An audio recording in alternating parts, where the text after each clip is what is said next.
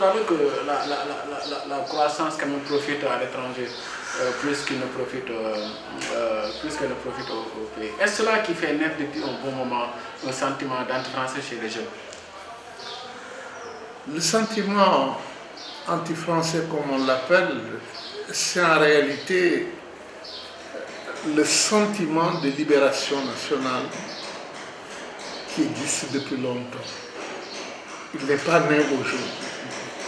La dénonciation de l'impérialisme français dans ses anciennes colonies, et notamment au Sénégal, est enracinée dans la population. C'est ce qu'on appelle le sentiment anti-français. C'est qu'aujourd'hui, il y a un renouvellement de ce sentiment grâce aux activistes.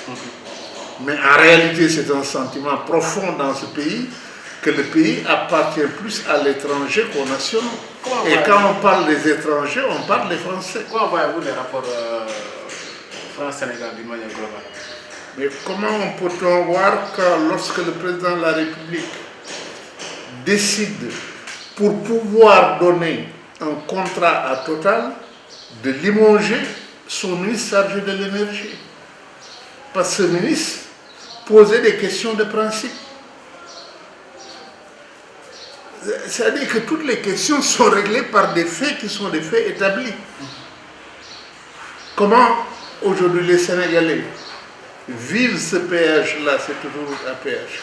Combien il y a eu de débats sur cette autoroute à péage?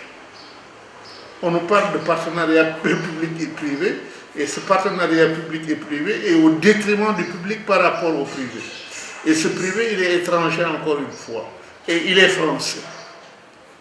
Et donc, le sentiment de domination coloniale qui se perpétue à travers un certain nombre, disons, d'événements qui se produisent dans notre pays et qui renouvellent ce sentiment qu'on est toujours dominé par les Français.